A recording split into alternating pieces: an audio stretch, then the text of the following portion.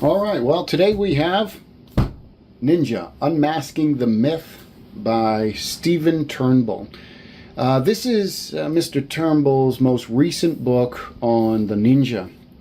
It was published in 2017 by Frontline Books. It's a hardcover. The total pages are 230. There's an index for easy reference.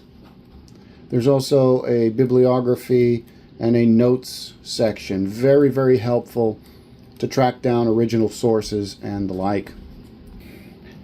The book is easy to read. I felt like it was just very easy to get into, to continue to read.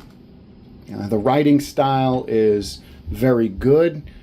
It does have a lot of Japanese kanji in here. Various words and characters are presented with their original Japanese. So if you know Japanese or you want to track down some of the words or some of the phrases that are here presented here, you can do that.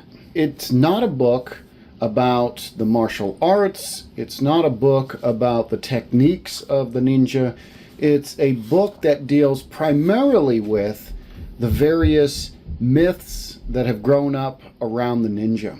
There's some portions of history.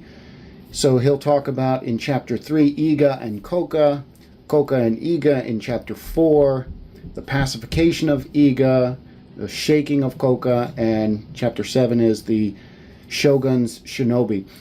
Basically, the rest of the book begins to deal with the various mythologies, stories, exaggerations that have grown up around the ninja.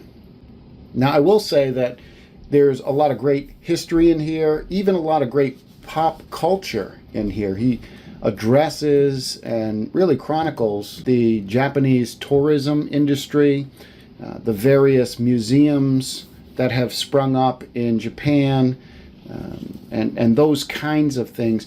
Another interesting element of this book is he actually chronicles the various researchers. So early on you have people like Gingetsu Ito, you have Fujita Seiko, you have Okusi, and he talks about their influence. He talks about the books that they put out and how they added to various myths of the ninja. I will say this, in my opinion, this is a must-read for anybody who is interested in the ninja, the shinobi, regardless of whether one is a historical ninja researcher or whether they are somebody who practices the modern martial arts systems of Toshindo or who study the Bujinkan, the Jininkan, those kinds of things.